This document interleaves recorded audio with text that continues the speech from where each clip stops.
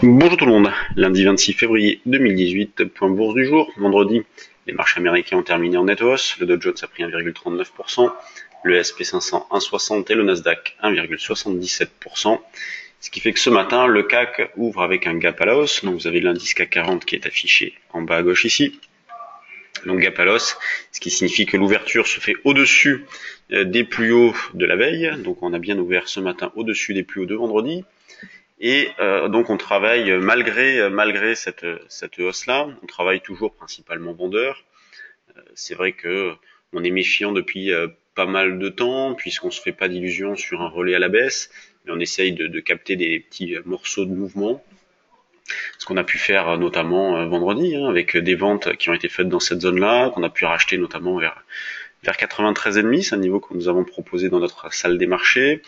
Euh, on considérait déjà, partant du point bas de jeudi, on considérait qu'un potentiel de reprise pouvait nous ramener vers 5350. Voilà. On estimait ce potentiel jusqu'à ce niveau-là. Niveau qui a été atteint donc ce matin, en tout cas approché.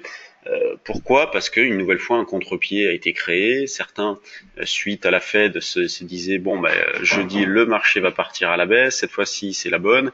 Et non, une nouvelle fois les 5250 ont tenu et le marché donc depuis a fortement rebondi jusqu'à nous ramener à 5350, qui est un niveau important pour la suite, considérant que tant qu'on est en dessous, bon, on va toujours essayer de travailler principalement à la vente. Même si, bon, pour aujourd'hui, on peut très bien tenter des petits achats sur des replis. Si jamais on revient chercher 5315-20, on peut acheter sur des replis. Pourquoi? Parce qu'on tend vers un bien neutre.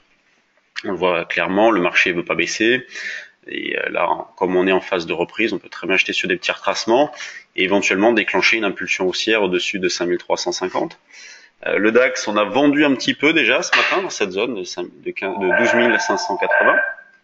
Donc on a pu vendre un petit peu de DAX dans cette zone-là, dans l'idée d'aller chercher par exemple les 12 545, 50. Donc les ventes faites sur le DAX sont dans l'idée de chercher 12 540, voire pourquoi pas 12 520.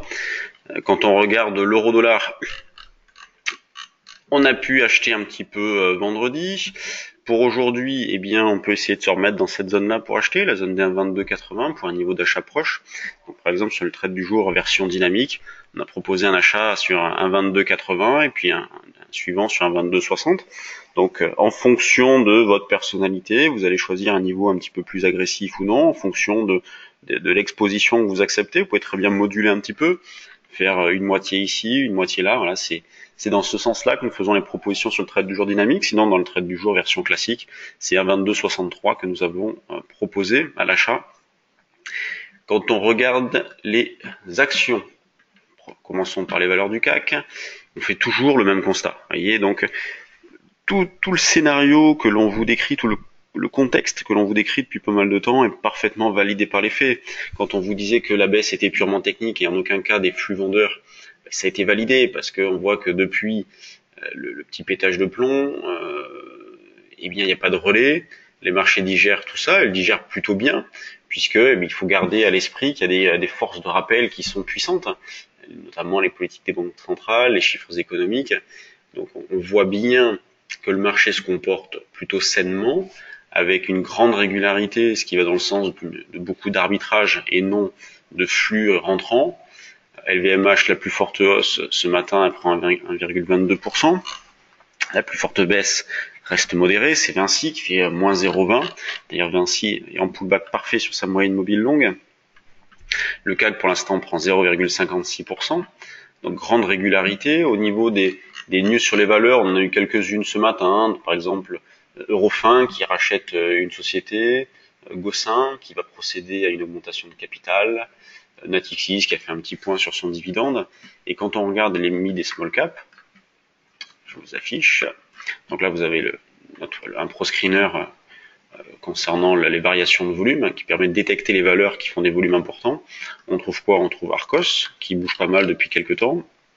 Forte hausse là, donc elle est déjà dans la liste des valeurs avec du volume important. On a Memscap, c'est pas mal. Memscap d'ailleurs, graphiquement c'est plutôt joli. On a une prise d'appui dans cette zone-là, une sorte de double appui décalé par là, et elle repart depuis.